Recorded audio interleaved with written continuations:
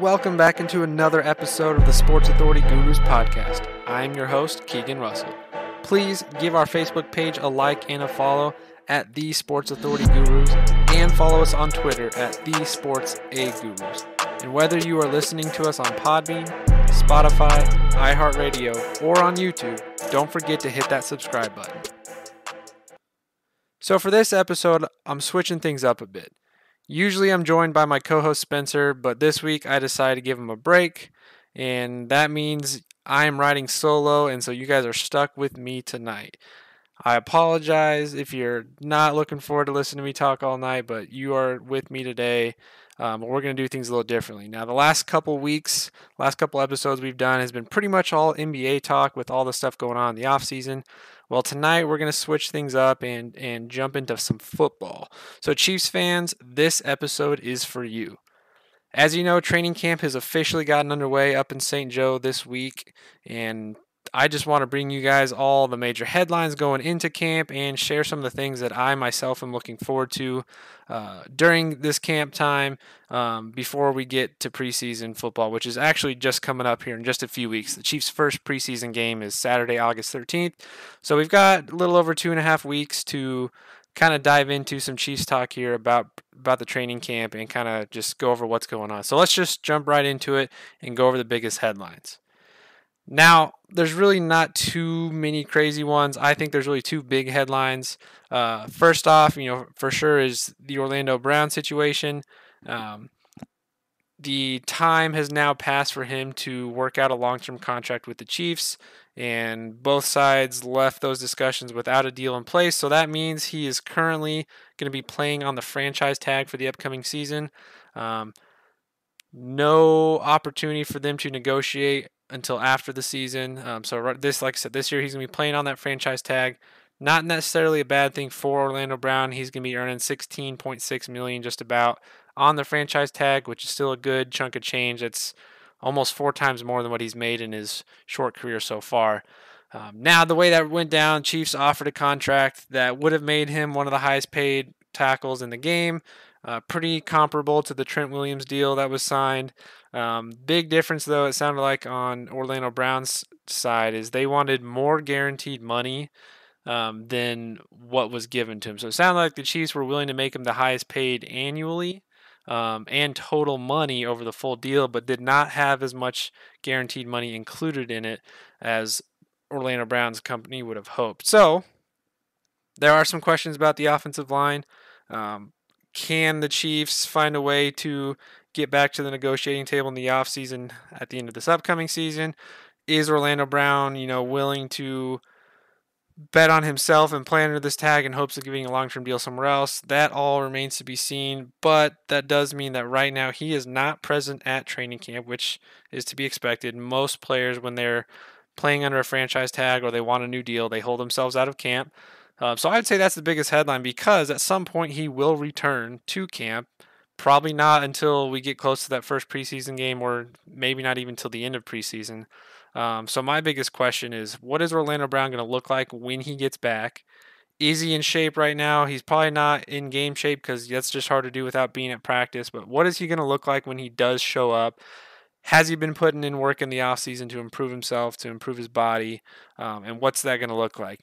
If you talk to former offensive linemen, they will tell you that no matter how good you are as an offensive lineman, training camp is incredibly important, because not only do you have to do your job well, but you have to learn how to do your job with the other 4 guys on that line with you. So that is a big negative for the Chiefs during training camp, that they won't have their left tackle present, because that means a whole different looking offensive line, and we can get into the details of what that's going to look like. Any report you see about what the offensive line is going on so far in training camp, I wouldn't spend too much time thinking about it. They're going to throw different guys in different spots just to see how things look. Early on, there are names that you're not really familiar with, so don't worry too much about what that line is going to look like now. But it is important to have Orlando Brown there, and because he's not there, the Chiefs are being forced to try guys in different spots and kind of makeshift a line. But that could come back to hurt them later, because the guys they put out now could develop some good chemistry and be prepared without Orlando Brown. So what do you do when he comes back? Big mess there, but ultimately It's going to work itself out. He's going to be playing. It's just a matter of when does he show up. Second biggest headline I would say is just this new look offense in general. Tyreek Hill is gone. We've talked about this several months ago. And if you've been keeping up with the Tyreek Hill drama, he's been saying all sorts of stuff with his new team, the Dolphins, and talking about Tua and how he's this great, accurate quarterback. I'm not buying into anything he's saying. I think at the end of the day, he's going to be disappointed that he moved on. I understand why. If you have the chance to become the highest paid player at your position, you go for it. And if the team you're on isn't willing to do that, then you move on. So we're not going to talk about Tyreek. We've done that before. So let's just talk about this new look offense. You've got several new receivers in the fold. Pretty much everybody in the wide receiver room is new to this system and to this team outside of Mecole Hardman and Josh Gordon. So let's start with that. You bring in Juju Smith-Schuster from the Steelers. He's had up and down last couple seasons, several injuries. Hasn't really been his best self in a couple years since Antonio Brown was over there. But you bring in a guy like him who's probably going to be primed to be your number one receiver to start. And I think we've kind of seen that already with camp. He's going to be your possession receiver. Probably going to get a decent amount of targets after Kelsey. So I think early on we're going to see a lot of him playing into the fold as your one receiver. You also brought in Marquez Valdez-Scantling from the Packers, and he did end up signing the contract offer of 3 for $30, which is what I predicted in our pre-draft show a couple months ago.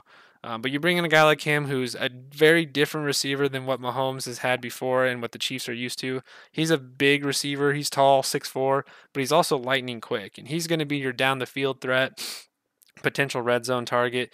In Green Bay, his opportunities were a lot of big plays down the field. So it's gonna be different seeing someone like that, where instead of dumping the ball off to Tyreek or Mecole for 10 yards and letting them do their thing and run down the field, this is gonna be an opportunity for Mahomes to have some deep threats, and watch a guy just take him over the top and just be bigger than most guys defending him. So that's gonna be exciting to see how he plays in. Then of course, the Chiefs in the second round, they drafted a wide receiver for the future, and that is Sky Moore. Now Sky Moore is very interesting.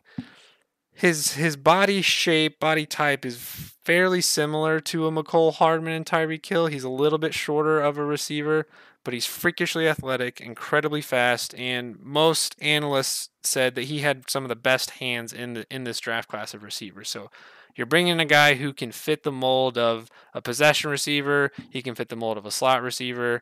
He's incredibly fast. He can go up and catch the ball. He can do a lot. So I'm excited to see how that's going to play into things, because without Tyreek, this offense is just going to be completely different. Now, of course, Travis Kelce is going to get his. Him and Mahomes are, I think, the best 1-2 combo as far as quarterback and pass catcher. So he's going to get his for sure, but someone's got to take all these targets that Tyreek had. I think Tyreek had close to like 159 targets last year. So someone's going to take those, and it's just exciting to see which of these new receivers could end up doing that. Now the Chiefs also signed undrafted free agent rookie Justin Ross out of Clemson. If you've been paying attention, he's now been put on the IR list, which effectively ends his rookie season. That's honestly a good move for the Chiefs. Basically, they get to stash him away for a year, let his body heal. Just came off of foot surgery again. Now, if throughout the course of this year he takes care of his body and his body responds well, he's going to be a guy definitely in the fold for next season that the Chiefs don't have to worry about someone else picking him up this year since he's on the IR. So lots of exciting things there with the offense. The biggest question is, how quickly can this new look offense build chemistry? Not only the offensive line without having Orlando Brown there and potentially having a new right tackle this year, but how is Mahomes going to look with completely different receivers than what he's had before? Yes, Mecole is still in the mix, and I think he's honestly going to have a big year. He's in a contract year, and as most people say, contract years are undefeated. So he's got a great opportunity to show out. Not necessarily replace Tyreek Hill, but as everyone's seen, he's fairly similar to him. I think the Chiefs drafted him as a potential Tyreek Hill replacement a few years ago. I think that was right before Tyreek really busted on the scene as a true receiver.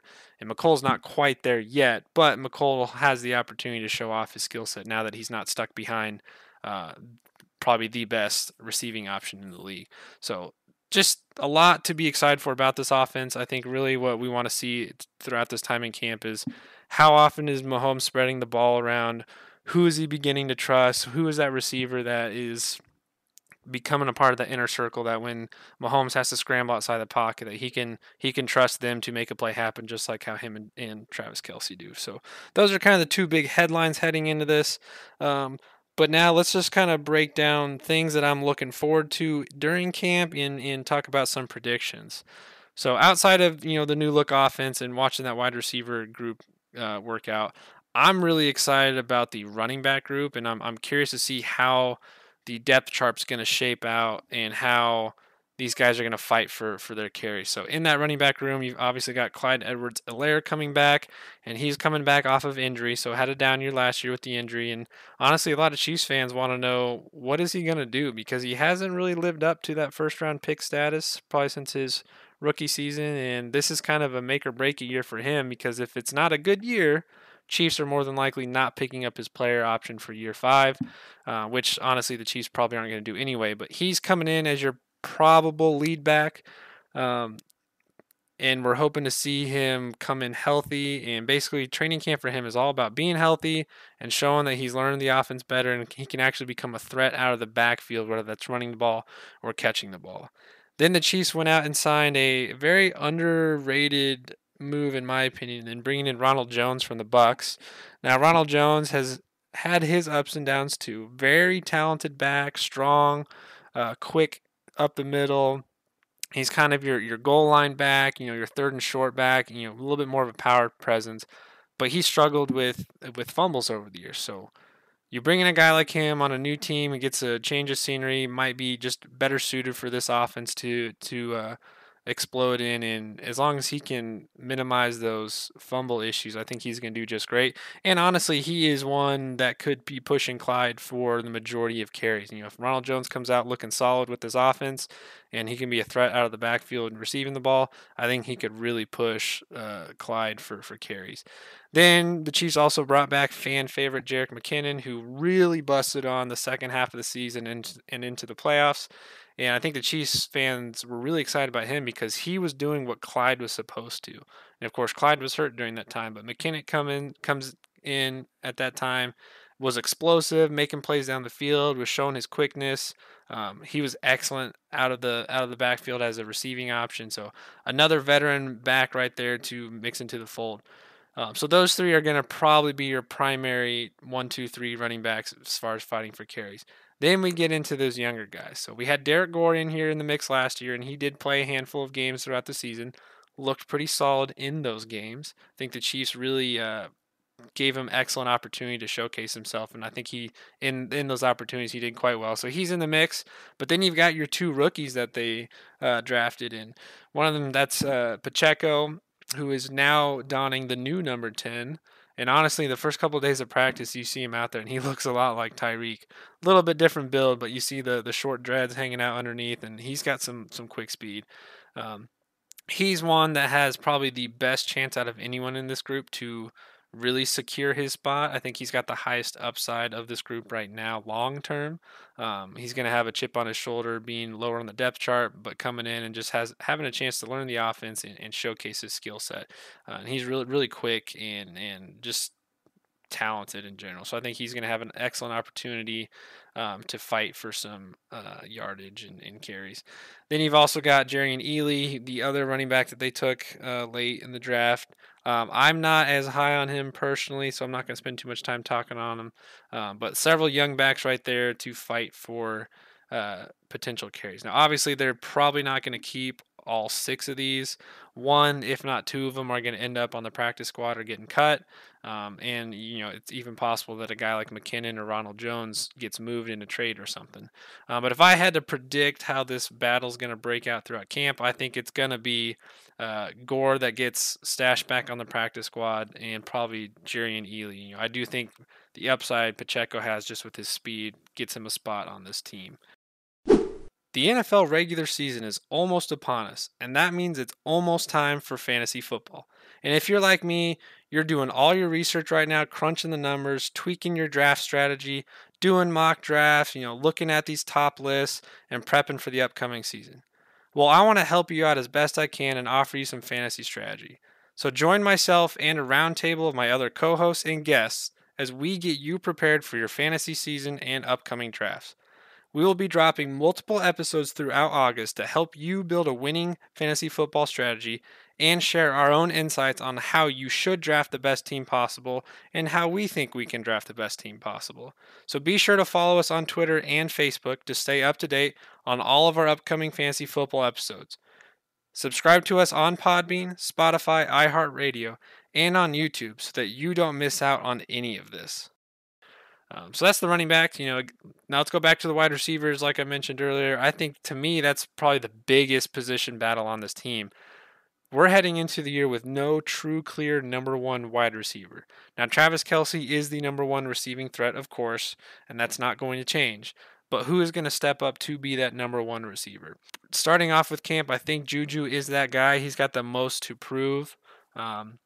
He's been the number one receiving threat before with the Steelers, and now he's coming into a new system, coming off an injury, has a lot to prove. So I think this is really his spot to take. McColl's going to definitely be fighting him for. I honestly think McColl's going to have a huge year just because Tyreek's not there. So he's not going to replicate what Tyreek did, but he's going to have that opportunity to step right in, show his skills. If you've been listening to some of the stuff he's been talking about throughout the offseason, he's excited for it because I think a lot of teams are forgetting how quick he is and how fast he can be. So he's fully anticipating running right by you down the field and catching targets all day from Mahomes. So those two are going to be really fighting for it. I do think Scantling has some potential to be that number one threat, but honestly, I think he's going to be more of a just a reliable outside threat.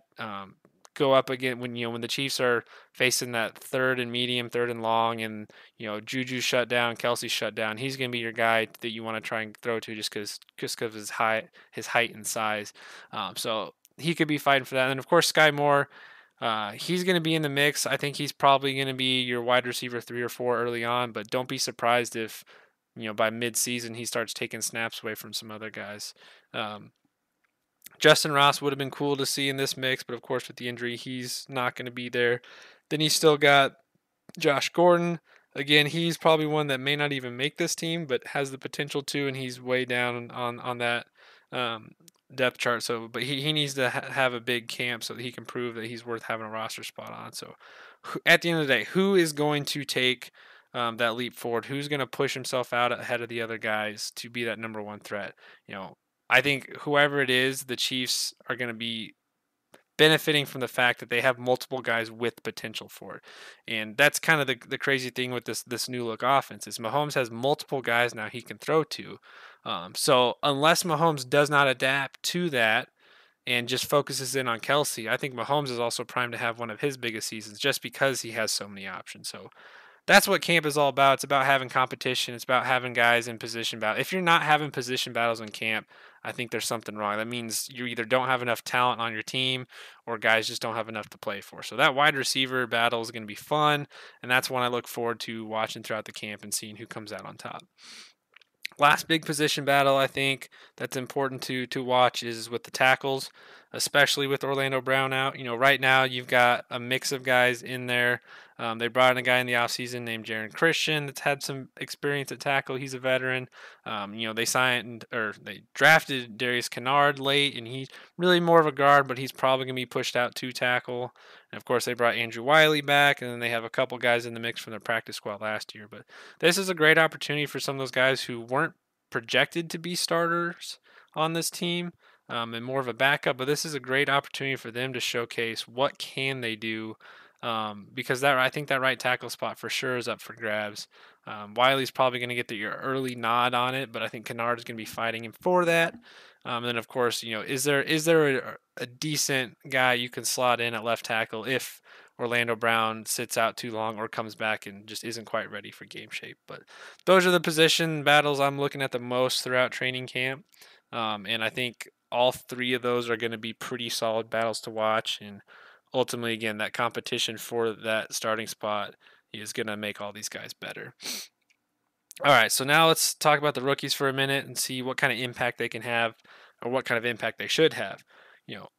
It's often overlooked that cornerback Trent McDuffie was actually the Chiefs' first pick. I know most everyone thinks it's Karlaftis or Sky Moore, but McDuffie was that first pick in the draft this year. They're bringing him in to be that number one corner. Does he have the skill set to do that? Is he going to be that guy as a rookie to claim that spot? I'm really looking forward to seeing his camp, how that shakes out. He does have some good opportunity early on because Rashad Fenton's going to be out for a little bit, coming off surgery. L'Jarius Sneed's kind of been playing more of that slot nickel corner, more so than the outside guy. So he's going to have a great opportunity to showcase what he can do being that prime number one option. I know they've got a couple other younger guys in the mix like Josh Williams, but McDuffie really has a great chance to showcase his skill set and really just take that number one spot right away. Then of course George Karlaftis, the edge rusher. He's got to have a huge camp, not necessarily for himself, but for Chiefs fans. I think all of us are really concerned that this defensive line is not good enough to do much of anything. I think we saw that in the playoffs when every other team could sack Joe Burrow 5 to 10 times a game, and we couldn't even get him once. So Karlaftis has a lot of I wouldn't even call it pressure, but I think he's the one rookie that's got the most to prove. I think of all the rookies, he's got to be the best because that is one of our biggest needs right now.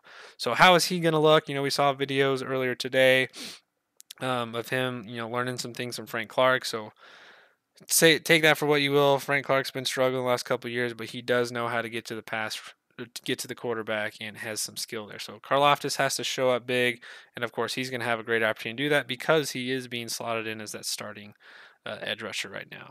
And we've already talked about it, but Sky Moore, what kind of ability does he have? If you've listened to some of the conversation on this week, a lot of Chiefs players are really high on him just because he's so versatile as a weapon.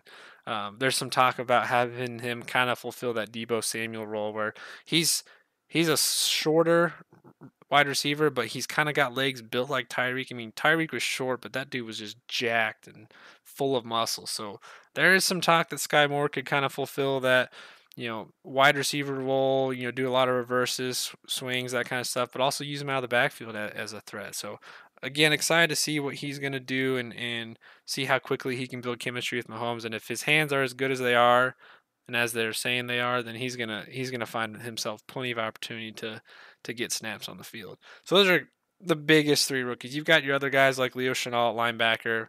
Really, just want to see, is he going to be a much better third down linebacker or the first, second down linebacker than what we've had in the past? Can he get to the quarterback? Can he use that aggressive play style that he has and get to the quarterback? And of course, Brian Cook back in the safety.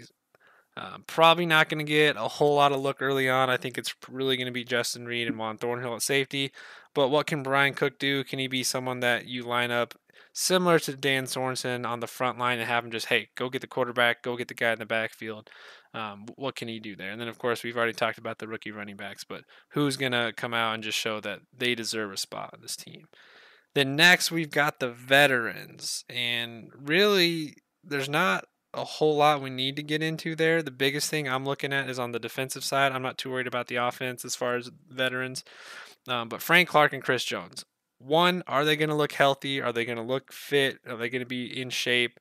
How determined is Chris Jones going to be? Every preseason he's making these big predictions for himself, and then the season comes and he just kind of fizzles out. So what is he going to look like? Is he going to push himself? Is he going to push the guys around him and just turn into what we signed him to be? And then, of course, same thing for Frank Clark. We've seen some photos of him throughout the summer. Looks like he's slimmed down a little bit. Don't know if that's good or bad, but how is he going to look getting a little bit older? He's got that big contract, which of course I don't think he can live up to, but he's got to show out big in camp and just show that he's ready to hit the ground running and be kind of a force again that we brought him in for.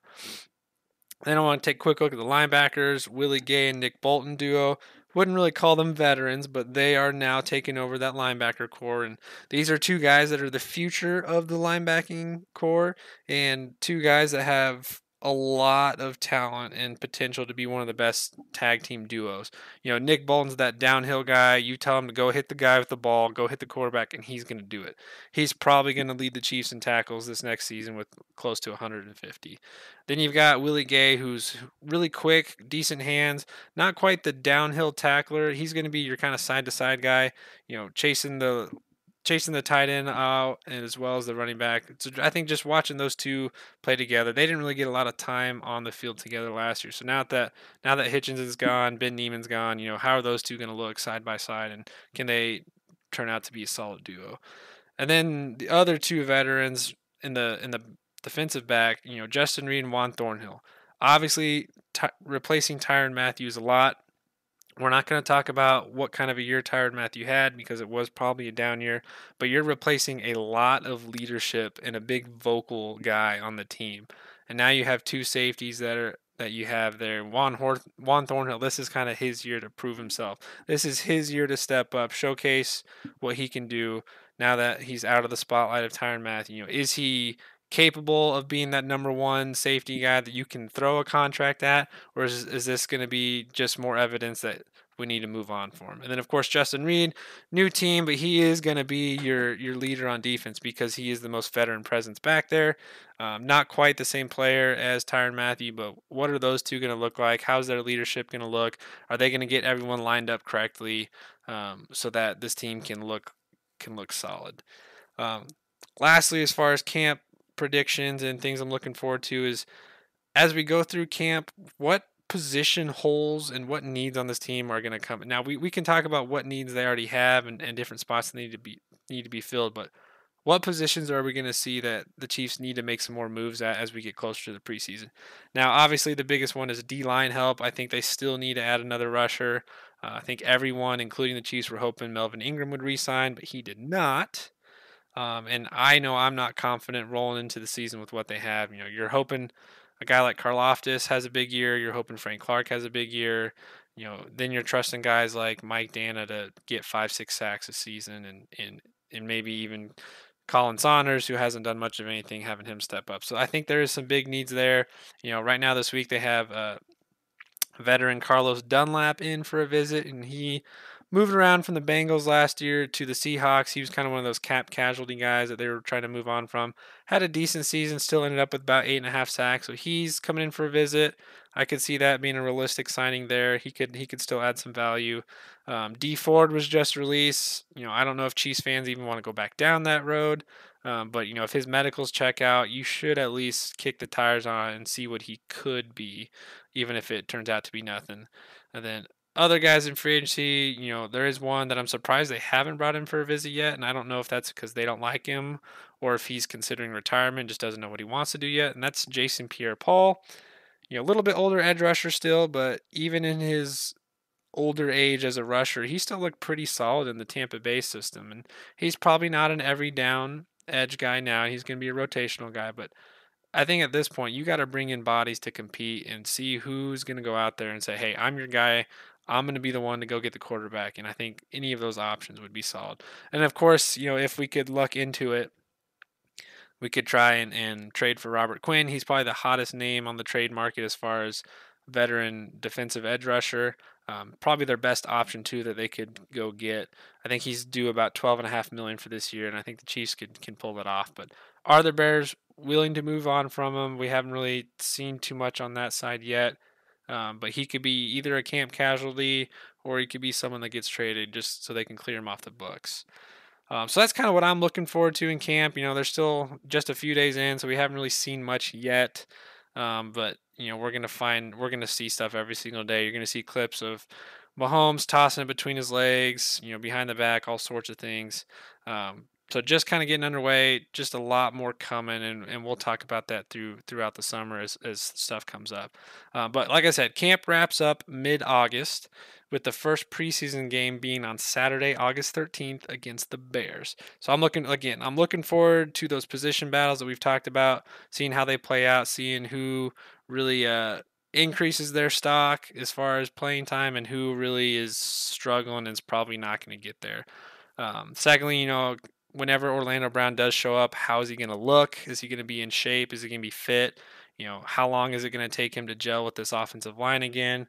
Or is someone going to kind of show that, hey, Orlando Brown's not here, but I can pick up the slack, and maybe that forces the Chiefs to start looking at moving him. I doubt that's going to happen. Orlando Brown's going to be our left tackle, but again, how is he going to look when he gets here? And then outside of Kelsey, which receivers are Mahomes going to trust the most? Who's going to be that guy to get into his inner circle and be that second threat? Who's going to be that guy that can build a chemistry with him quickest so that when the play breaks down, they can ad-lib like him and Tyreek and him and Kelsey did last season? So who of that 3 to 4 guys in the mix, who's going to step up? And again, my prediction is Juju's going to be that guy early on, but don't sleep on McCole Hardman. I do think he's primed to have one of his best years. So that's kind of a quick breakdown of how training camp's gone so far. Again, just a couple days in. A lot to look forward to. Looking forward to seeing this defense, how it starts coming together, because it is a lot of different guys in the mix, and just seeing the development of these younger pieces, should give us a lot of optimism for the season. So that's kind of it I have for all I have for tonight. So thanks for joining me today. I hope you weren't too bored listening to my voice. Don't worry, next week I won't be on my own. I'm bringing back Scotty Cowan to talk some more Kansas City Royals because the trade deadline is coming up in just a couple days. That is Tuesday, August 2nd. So him and I are going to jump back on together, and we're gonna recap any moves that take place between now and then, and discuss what the rest of the season should look like with whatever guys are still on the roster post deadline. So thanks again for listening to me today, and I will see you guys in our next episode.